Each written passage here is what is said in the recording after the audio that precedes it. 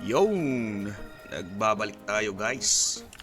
So for this video, tatalakayin natin ang mga updates at new events for tomorrow's maintenance sa Legend of Ymir. So bukas guys, magkakaroon tayo ng maintenance 7 AM to 11:30 AM. Ito na yung inaantay ng mga iba dyan na medyo naiinip na at naboboard na sa map, no? Ito na nga guys, magdadagdag na sila ng bagong mapa. So ito, basahin natin. Mabilisan lang guys kasi yung ibang updates dito, matik alam nyo na eh, no? So ito, main updates, expansion of battlefields, evolving benefits. So ibig sabihin yan, bagong maps at tungkol sa seasonal event to. So evolving benefits. So I guess mga ranking to ng yung mga nasa top ng season ranking, yung season benefits, yung growth, seasonal growth. And server battle has begun. Only a few persons have managed to seize the ground. Okay, ito siguro yung sinasabi nila na yung champion, yung parang top 1 na growth power sa server, no? So ang champion sa amin ay si Min VN na Archer. Kayunyon namin siya, bait naman. At bagong map sa Isbafa, Labyrinth at Kara Labyrinth. Okay. Magkakaroon ng 4th or 5th itong Kara, which is 50 plus na ang required nila na level, no? Kasama na rin tong Isbafa. Asahan na natin 5th to 6 siguro. At sure merong required na growth power, no? Okay, nasa na tayo? Number 5, in the birthplace of Amber, the Canyon 3 and 4th floors. Okay, magkakaroon ng 4th floor ang Canyon, no? So, magandang balita to para sa mga minero. Kasi medyo maganda ng bigayan siguro dun sa 4th floor, no? Kasi dito sa 3rd and 2nd hanggang 1st, yung Amber lang na makukuha mo is 30. So asahan natin na medyo mataas yun. Kaya mag-upgrade na kayo ng mga utility nyo guys sa 7 days check-in, no? Alam nyo na yan guys, day 1, day 2 hanggang day 7 check-in, okay?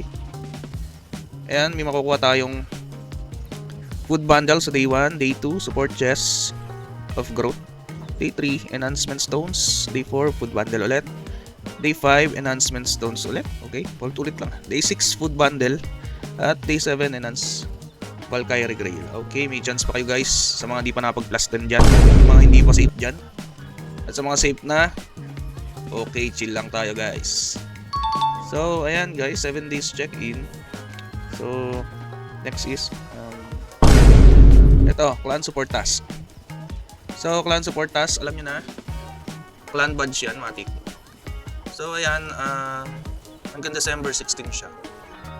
So mission details, report clan, 20 to 40 counts. Okay, ito yung mga click nyo na mga helping hands, no? Yung lumalabas sa screen. Kaya nag-upgrade ba, mga ganun.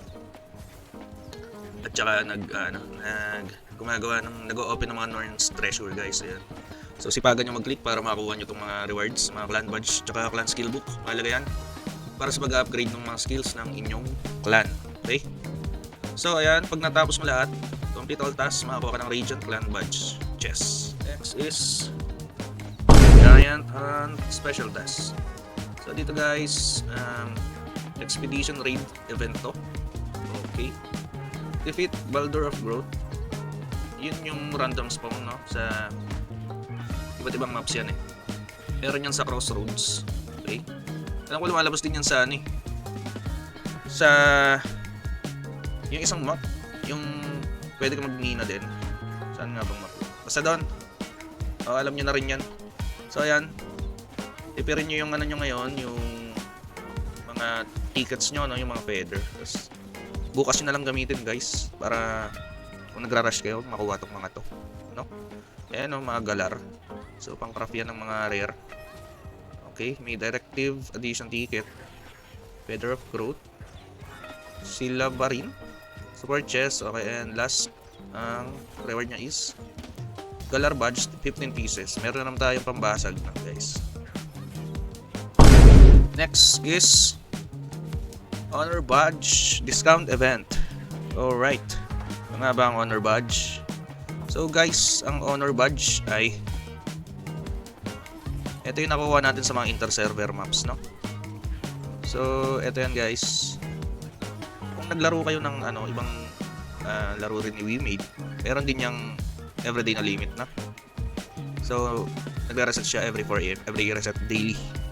Hindi ka pwedeng lumagpas dyan kasi kaya nga limit eh. Ang source all inter-server areas, Valhalla inter-server area, Ragnarok Field. Okay?